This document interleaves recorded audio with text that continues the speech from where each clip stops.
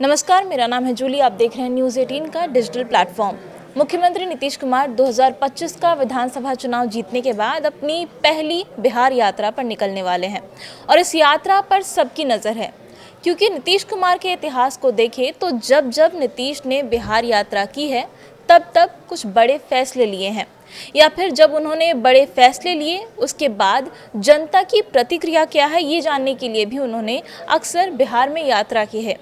नीतीश अपने 20 साल के कार्यकाल में अब तक 15 यात्रा कर चुके हैं और अब 16वीं यात्रा की तैयारी चल रही है।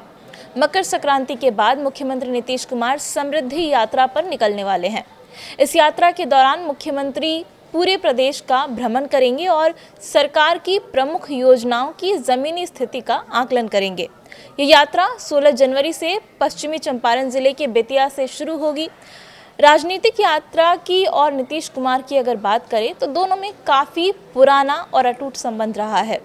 2005 से सत्ता पर काबिज हुए नीतीश कुमार अब तक अलग अलग नामों से बिहार में 15 यात्राएं कर चुके हैं और अब 16वीं यात्रा पर बहुत ही जल्द निकलने वाले हैं। कभी न्याय दिलाने के नाम पर वो यात्रा करते हैं तो कभी विकास को लेकर, कभी जनता को धन्यवाद देने के लिए यात्रा करते हैं तो कभी विश्वास जगाने के लिए, और कभी निश्चय यात्रा के नाम पर भी वो बिहार में भ्रमण कर चुके हैं। मकसद होता है लोगों से सीधा संवाद करना, ज़मीन पर विकास की जो योजनाएं हैं उसकी हकीकत को समझना और लोगों का फीडबैक लेना और फिर योजनाएं बनाने में आगे उसे इस्तेमाल करना। साल 2005 में बहुमत की सरकार बनाने के बाद नीतीश कुमार ने जनता के बीच न्याय यात्रा के जरिए पहली बार सीधा संवाद करने का फैसला लिया था। 12 जुलाई 2005 से शुरू हुई इस यात्रा ने नीतीश कुमार को प्रदेश में आरजेडी के विरोध में सबसे बड़ा चेहरा बना दिया। नीतीश कुमार बतौर मुख्यमंत्री साल 2009 में सबसे ज़्यादा यात्राएं कर चुके हैं। इस साल उन्होंने 3 यात्रा की थी। 2010 के विधानसभा चुनाव के लिए वो ज़मीन तैयार करने में कामयाब हुए इन 3 यात्राओं के जरिए, और 2010 में भी उन्होंने एक यात्रा की थी। इन यात्राओं के जरिए उन्होंने जनता के बीच रहने वाले नेता की छवि बना ली। 2010 विधानसभा चुनाव में प्रचंड जीत हासिल करने के बाद 2011 के अंत में उन्होंने सेवा यात्रा निकाली थी।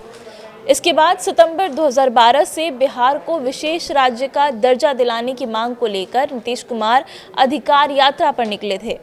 साल 2014 के लोकसभा चुनाव से पहले संकल्प यात्रा की शुरुआत उन्होंने की। नवंबर 2014 से संपर्क यात्रा की शुरुआत की। 2015 में सरकार बनाने के बाद नीतीश कुमार ने 7 निश्चय को लागू किया और इसी का फीडबैक लेने के लिए नवंबर 2016 से निश्चय यात्रा पर निकले। दिसंबर 2017 से समीक्षा यात्रा की शुरुआत की, इसमें विकास कार्यों की समीक्षा की, और इसके बाद दिसंबर 2019 को जल जीवन हरियाली यात्रा की शुरुआत उन्होंने की। इसके बाद उनकी अगली यात्रा हुई साल 2021 में। दिसंबर के महीने में नीतीश कुमार समाज सुधार यात्रा पर निकले। 2024 लोकसभा चुनाव से पहले भी नीतीश कुमार ने यात्रा की। 28 जनवरी 2023 से समाधान यात्रा पर नीतीश कुमार ने पूरे बिहार का दौरा किया। 2025 विधानसभा चुनाव से पहले उन्होंने प्रगति यात्रा की और पूरे बिहार में घूम घूम कर लोगों से संवाद किया, उनका फीडबैक लिया।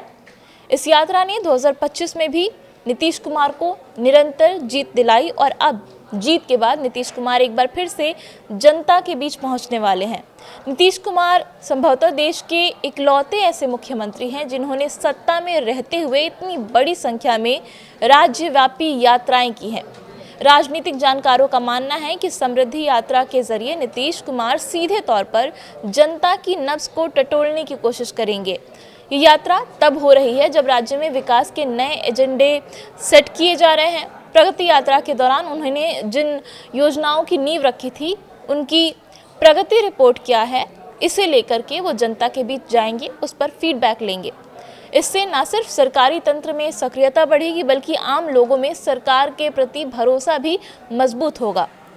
कुल मिलाकर देखें तो 16 जनवरी से शुरू होने वाली नीतीश कुमार की ये 16वीं यात्रा बिहार के विकास पथ पर एक मील का पत्थर साबित हो सकती है। और जैसा कि नीतीश कुमार का इतिहास रहा है, जैसा कि उनका काम करने का तरीका रहा है, उनकी यात्रा पर सबकी नज़र है और देखना ये खास होगा कि इस यात्रा के बाद नीतीश कुमार क्या फैसले लेते हैं।